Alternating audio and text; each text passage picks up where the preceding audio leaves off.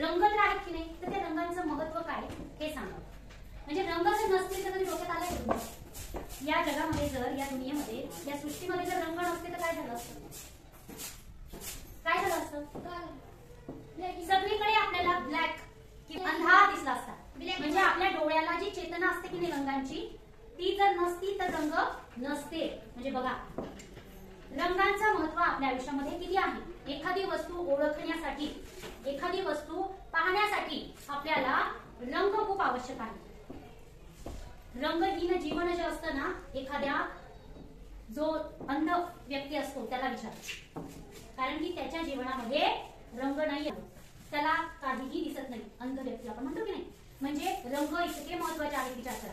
मग आता हे रंग आपण म्हणतो, रंग आपल्या जीवनामध्ये नसले तर आपल्याला इतक्या गोष्टी आहेत की ज्या आपल्याला दिसू शकत नाही. आज आपण बऱ्याच अशा गोष्टी ज्या आहेत त्या रंगांवरून ओळखतो.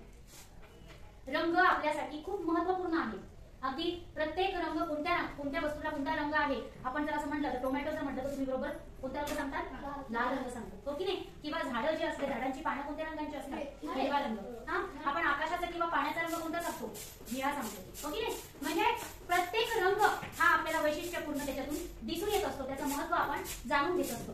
म्हणजे रंग आपल्या जीवनासाठी खूप महत्वपूर्ण आहे. जर रंग नसतील तर आपल्याला हे संपूर्ण जीवन अंधकारमय होईल. मग याच्यासाठी आज मी तुम्हाला जे रंग आहेत, जे आपल्या आजूबाजूला आपल्याला भरपूर रंग दिसतात, त्या रंगांचं मी आज तुम्हाला महत्व सांगणार आहे.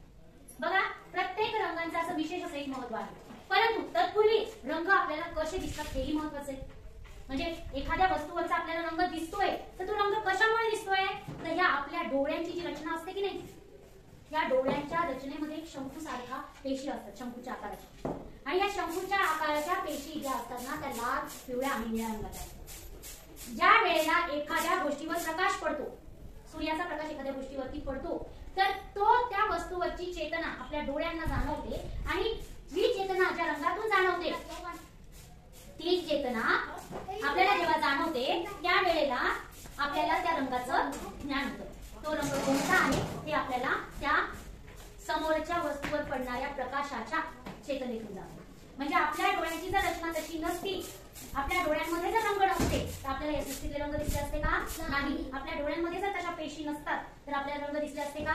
नाही. म्हणूनच मी म्हटलं आहे, अंध व्यक्तींना त्या पेशी नसतात म्हणून त्यांना हे सगळं जीवन अंधकारमय दिसतं. आपल्या डोळ्यासारखे त्यांचे डोळे असतात, परंतु त्या पेशींची रचना त्या डोळ्यांमध्ये झालेली नसते, ती वाढ झाली नाही. कळालं का? म्हणून त्यांना सगळं जीवन अंधकारमय दिसतं. मग याच्यावरती एक खूप मोठे शास्त्रज्ञ होऊन गेले, त्यांचं नाव होतं सर आयझॅक न्यूटन. बघा, सर आयझॅक न्यूटन यांनी रंगांचा सिद्धांत मांडला होता. रंगाचा सिद्धांत काय केला त्यांनी? एका अंधाऱ्या खोलीमध्ये एक पांढरा पलट म्हणजे एक कपडा ठेवला पडद्यासारखा, आणि प्रकाशाचा एकच झोत, तर असा एकच झोत प्रकाशाचा त्या रूम मध्ये येईल अशी त्यांनी एक तयारी केली. मग ती जी काचेसारखा जो ठेवलेला होता तो भाग, जेणेकरून तो त्याच्या काचेवरती पडेल आणि त्याच्या समोर त्यांनी पडदा लावला होता पांढऱ्या रंगाचा. तर ज्या वेळेला ते प्रकाशाची किरण याच्यावरती आले या काचेवरती आणि नंतर ते प्रतिबिंबित होऊन परावर्तित होऊन समोरच्या जेव्हा त्या पांढऱ्या कपड्यावरती पडले, त्यावेळेला त्यांना रंगांचं विश्लेषण झालेलं दिसलं. मग त्याच्यातून त्यांना रंग दिसले. म्हणजे हा जो प्रकाश आहे त्या प्रकाशामध्ये रंगांचं अस्तित्व आहे. सगळे रंग मिळून प्रकाश तयार होतो. म्हणजे प्रकाशामध्ये रंगांचं अस्तित्व आहे की नाही. आणि मग ज्या वेळेला ते एखाद्या वस्तूवर पडतं आणि चेतना आपल्या डोळ्याला होते, तेव्हा आपल्याला समोरचा रंग कोणता आहे हे सांगता येईल. कळलं का? मग आता मी इथे तुम्हाला इथे दिसतंय, तुम्हाला रंगांची नावं लिहून ठेवली. हे रंगांची नावं मी या वर्षीचे नवरात्राचे दिवस आहेत की नाही त्या पद्धतीने लिहिली. आपल्याला शिक्षण घेताना देखील हे रंग पाठच करावे लागतात. रंग कोणते आहेत, मूळ रंग कोणते आहेत, त्याच्यातून निर्माण होणारे दुय्यम श्रेणीचे रंग कोणते आहेत, हेच रंग असतात. फक्त मी अशी सिक्वेन्स काढली की यावर्षी आपण नवरात्र उत्सवामध्ये मी तुम्हाला ही माहिती सांगते, म्हणून मी तुम्हाला या पद्धतीने लिहिली. जसं तुम्ही पाठ करायचं असेल तर बघा, ता, ना, ती, ही, नी, पाजा. हे रंग पाठ करण्यासाठी एक शब्द आहे. रंग जर तुम्हाला पाठ करायचे असेल तर ही सोपी हा शब्द तुम्ही जर पाठ केला तर आपल्याला सगळे रंग सांगता येईल. आता इथे ता जो आहे ना, तर या लाल रंगासाठी तांबडा. लाल रंगाला कोणता रंग म्हणतात? तांबडा. तांबडा. ना म्हणजे नारंगी, नारंगी. पी पिवळा. ही हिरवा. नी निळा. पा पांढरा. आणि जा जांभळा. या पद्धतीने आपण ते पाठ करू शकतो. मग प्रत्येक रंगाचं महत्व आहे. मी तुम्हाला सांगते की प्रत्येक रंग काय दर्शवतो. तर इथे बघा, पहिला मी रंग सांगितला पिवळा. पिवळा हा रंग संपत्तीचा, स्नेहाचा आणि वैभवाचं प्रतीक आहे.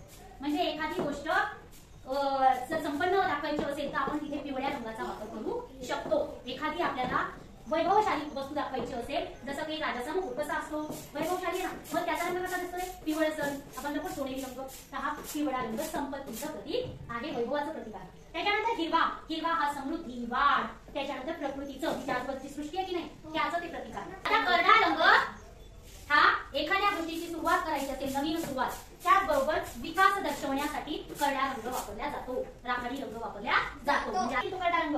त्याच्यानंतर पुढचा रंग सांगितला मी नारंगी. नारंगी रंग आपल्या केशरी रंग ज्याला आपण म्हणू शकतो, आपला तिरंगा जो आहे त्याच्या वरच्या पट्ट्यामध्ये आपल्याला केशरी किंवा नारंगी रंग दिसतो की नाही, तर तो कशाचं प्रतीक आहे, ऊर्जाचं, धैर्याचं आणि शक्तीचं प्रतीक आहे, हो की नाही. त्यानंतर पांढरा रंग. पांढरा रंग हा शुद्धतेचा प्रतीक आहे, शांतीचं प्रतीक आहे. एखादी शुद्ध गोष्ट, स्वच्छ पाणी आपण म्हणतो की नाही, तर तसं हे पांढरा रंग शुद्धतेचा प्रतीक आहे. त्यानंतर तांबडा लाल. तांबडा रंग ज्याला आपण म्हणतो तो प्रेमाचं, उत्कटतेचं, तीव्रतेचं आणि शक्तीचं प्रतीक आहे. निळा रंग. निळा रंग हे शांतीचं प्रतीक आहे. शांत ज्यावेळेला तुम्ही एखाद्या आकाशाकडे बघा, पाण्याकडे बघा, आपल्याला किती छान वाटतं, शांत वाटतं की नाही, तर त्या पद्धतीने शांतीचं प्रतीक आहे. गुलाबी रंग प्रेमाचं आणि करुणेचं प्रतीक आहे. आणि शेवटी जांभळा रंग जो असतो तो महत्वाकांक्षा, आपल्याला एखाद्या गोष्टीविषयी असलेली महत्वाकांक्षा आणि वैभव दर्शवण्यासाठी जांभळ्या रंगाचा वापर केला जातो. म्हणजे हे झालं रंग आणि त्या रंगामधून त्याचे निघणारे गुण, वैशिष्ट्य. त्याचे शंकू असतात लाल, पिवळा आणि निळा. या तीन रंगांनाच मूळ रंग म्हणतात. काय म्हणतात, मूळ रंग होतात. आता बघा, आपल्याकडे जर रंगपेटी असेल आणि आपल्याकडे जर हे तीन रंग असतील ना, तर या तीन रंगांपासून आपण भरपूर रंग बनवू शकतो. कोणते कोणते सांगितले, मूळ रंग, मूळ रंग, लाल, पिवळा आणि निळा. हे जर तीन रंग असतील ना, तर याच्यापासून आपल्याला रंग कसे तयार करतात, त्याला द्वितीय श्रेणीचे रंग म्हणतात. हे प्रथम श्रेणीचे रंग.